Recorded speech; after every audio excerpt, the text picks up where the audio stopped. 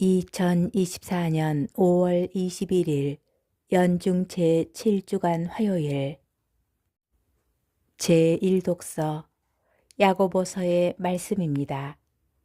사랑하는 여러분, 여러분의 싸움은 어디에서 오며 여러분의 다툼은 어디에서 옵니까?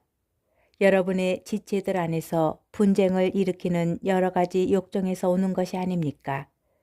여러분은 욕심을 부려도 얻지 못합니다. 살인까지 하며 시기를 해보지만 얻어내지 못합니다. 그래서 또 다투고 싸웁니다. 여러분이 가지지 못하는 것은 여러분이 청하지 않기 때문입니다. 여러분은 청하여도 얻지 못합니다. 여러분의 욕정을 채우는 데 쓰려고 청하기 때문입니다. 절개 없는 자들이여, 세상과 우애를 쌓는 것이 하느님과 적의를 쌓는 것임을 모릅니까? 누구든지 세상의 친구가 되려는 자는 하느님의 적이 되는 것입니다.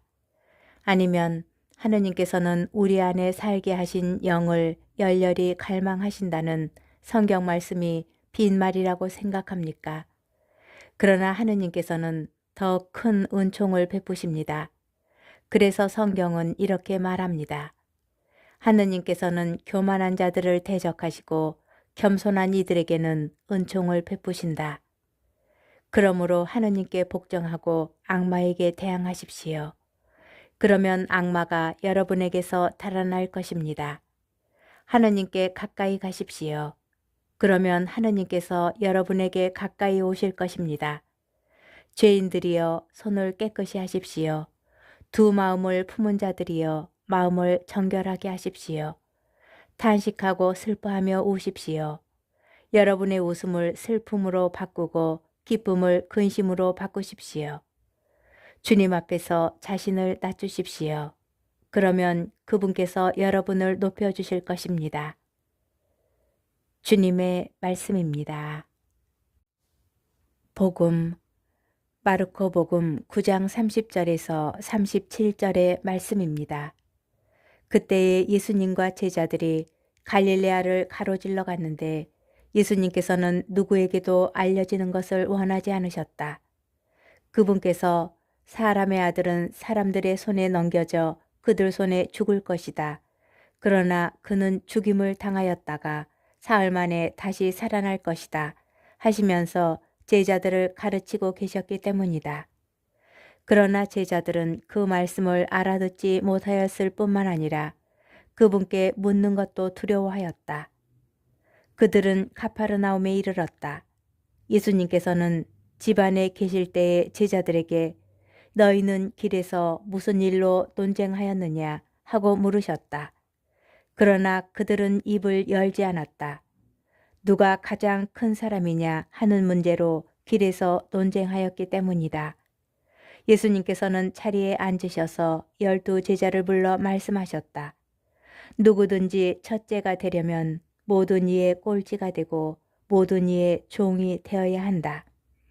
그러고 나서 어린이 하나를 데려다가 그들 가운데에 세우신 다음 그를 껴안으시며 그들에게 이르셨다. 누구든지 이런 어린이 하나를 내 이름으로 받아들이면 나를 받아들이는 것이다. 그리고 나를 받아들이는 사람은 나를 받아들이는 것이 아니라 나를 보내신 분을 받아들이는 것이다. 주님의 말씀입니다.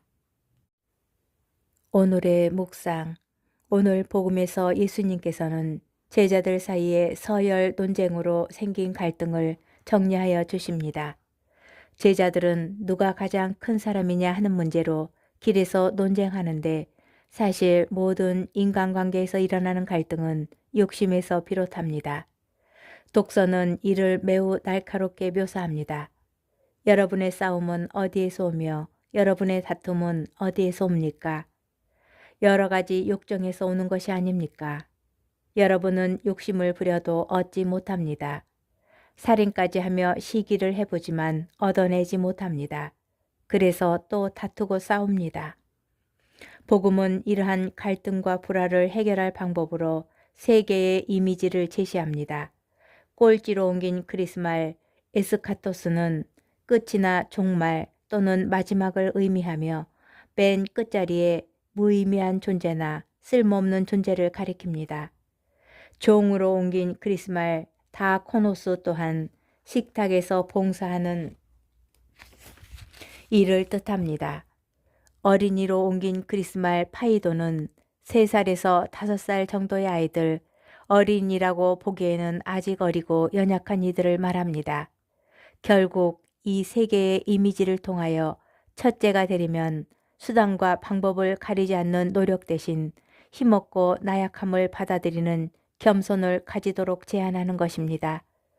복음에서는 그것이 바로 나를 보내시는 분을 받아들이는 것이고, 독서에서는 그러면 그분께서 여러분을 높여주실 것이라고 합니다. 꼴찌가 되고 누군가의 종이 되며 연약한 아이처럼 되었을 때 우리는 비로소 가식이나 위선 없이 진심으로 하느님께 의지하게 됩니다. 그리고 이러한 상태야말로 구원의 초대이고 은총이라 할 수 있습니다. 비로소 그때 하느님께서는 바닥에 있는 우리를 들어 올려주시기 때문입니다. 오늘 어린이 하나를 가운데 세우시고 안아주셨듯이 말입니다.